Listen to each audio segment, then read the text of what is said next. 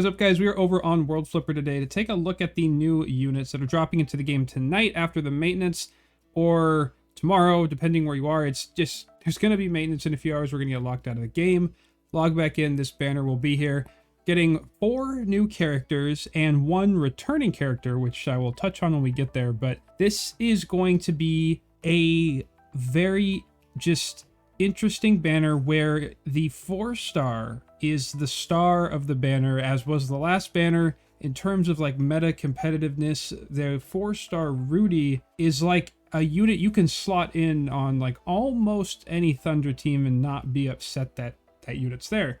Very good Thunder unit. This unit, it's a 4-star Wind unit that we're going to get to when we hit the 4 stars, but that unit is phenomenal for Wind. So we're going to start with the 5 stars though. We're going to hop in here with Miguel as the first of the 2 5 stars on this banner. We'll talk about what they do, then we'll move on to the star of the banner, talk about the other units that we're getting. So a lot to cover, but thank you for being here. If you're looking forward to more of this World Flipper content down the road, future mobile gacha content coming up, smack the sub button. Appreciate you being here. But the first unit of the banner is going to be Miguel. Miguel is a 5-star Wind unit. He's got that leader ability of Wind characters attack plus 80% and skill damage plus 90%. His active skill is going to be using powers from the Labyrinth, heal 10% to your leader, effect enhanced on Wind characters by an extra 50%. Grant Wind characters attack buff 75% for 15 seconds.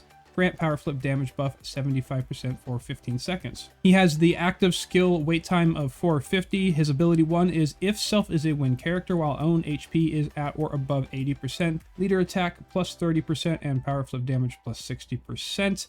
Ability 2 is when leader receives damage 10 times, leader's thunder resistance is going to go up by 3% to a maximum of 30, and if a self is a Wind character, power flip damage plus 30%. Ability 3, when he is in the main slot while own HP is at or above 80%, other Wind characters attack plus 60%, power flip damage plus 60%, and while own HP is at or below 80%, it is going to heal for 20% of own max HP, one time only. So Miguel is going to be another Wind power flip character. He's giving attack, he's giving power flip with his active skill, he's giving leader a bonus attack and power flip damage in his sub unison abilities. He is giving your leader thunder resistance and extra power flip damage. This is going to be a nice Wind power flip unit. I mean, you guys saw my Leon Wind power flip team and you know how good and amazing and how like that's the best team in the game. Like you can't get better than Leon Wind power flip. And Prank, I know you're watching this. I know how much you love that team.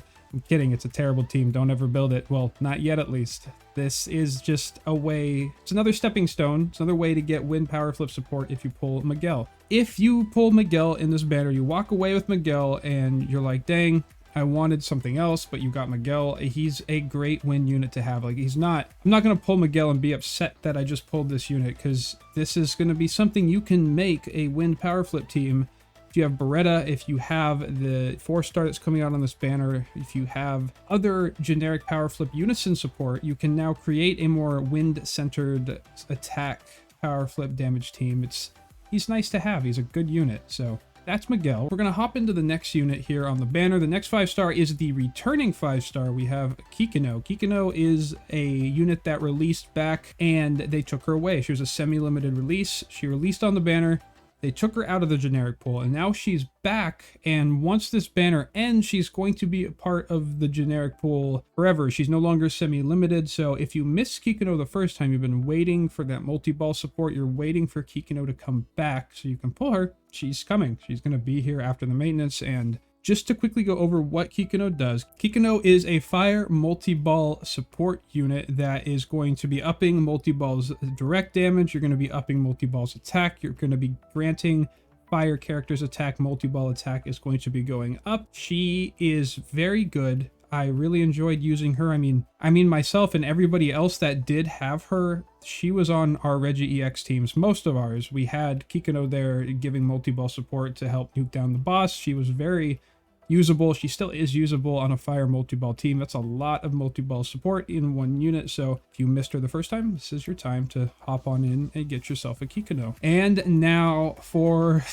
the main unit of this banner, the unit that is going to change Wind so much and make Wind so much better than it currently is right now. Wind is okay right now. Like, I enjoy playing wind teams. I have Celti team already up. I have Shishiro's team going. I've done some Shiwei teams and some Furia teams, and it's fun. But with Kohane, that's when wind gets really, really fun. So what Kohane does is obviously is a wind 4-star. She has the leader ability of wind character skill damage plus 100%, while combo count is at or above 20. Wind characters attack plus 55%. She has the active skill of dealing wind damage 16 times to enemies hit in their surroundings. She has the low skill wait time of 380. Got the ability 1 of when own skill activates, excluding self, wind character's skill gauge plus 10% for up to 5 times. I'll explain what that means in a second. We have ability 2, if self is wind character, when battle begins, own skill gauge plus 100%.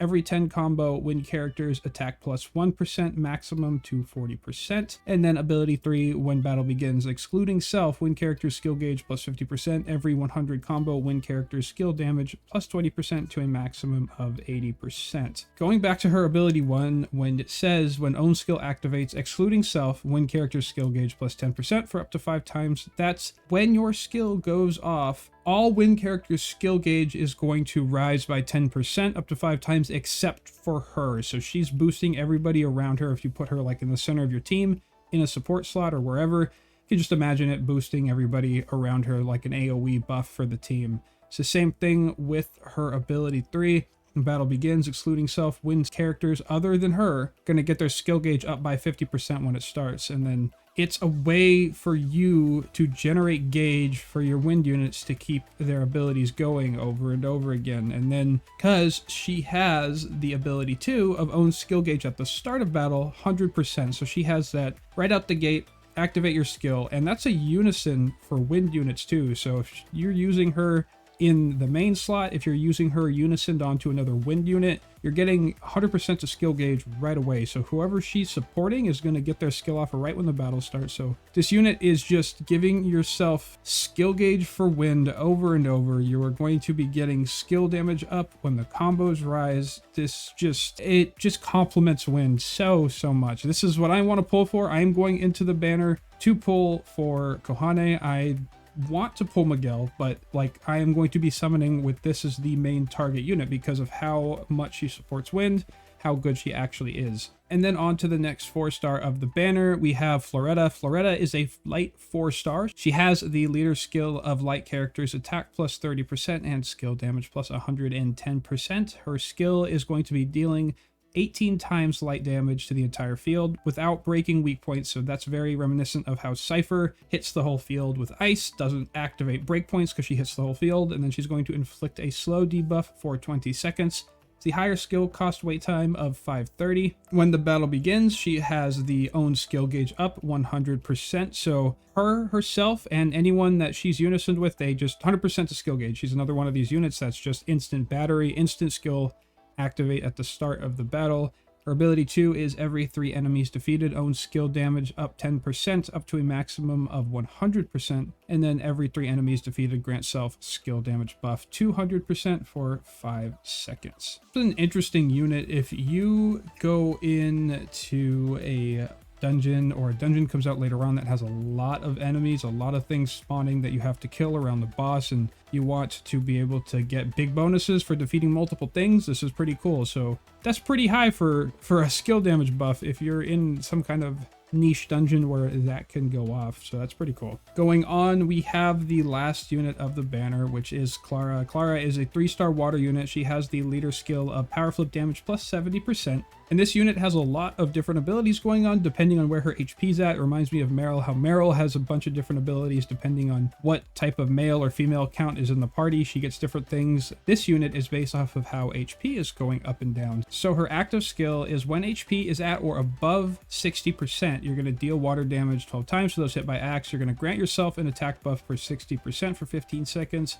A power flip damage buff for 50% for 15 seconds. Then when HP is below 60%, you're then getting a fire resistance buff up by 30% for 20 seconds and healing 8%, which is then 50% enhanced on water characters. So it's like when you are above that HP threshold of 60%, you are getting damage, you are getting power flip. When you fall, you are now getting tankier and healing. Move down to her skill cost, it is 440, so it's kind of right there in the middle. Not crazy low, not crazy high. Her ability 1 is going to be while own HP is at or above 60%, power flip damage plus 50%, and own all elemental resistance minus 20%. So you are getting, again, when you're healthy, you're getting more damage. You are getting the resistance to elemental damage down on the enemy to do more damage. You have her ability 2, while own HP is now at or below 60%, you now get increased fire resistance, so weaker you get, tankier you get. And then her ability 3, while own HP is at or above 60%, power flip damage plus 60%, and then while own HP is at or below 80%, takes damage in place of other party members, own fire resistance plus 60%. If you're running Clara in the main slot, you're getting these buffs for being above 60%, but then once you fall below 80, you're now taking damage for everybody else, but your fire resistance is going way up. So if you're taking this into a harder fire dungeon, you're increasing your attack, you're increasing power flip, you're lowering their resistance, and then when you're getting weaker, you're upping your fire resistance, you're healing. She has her cool little uses to just up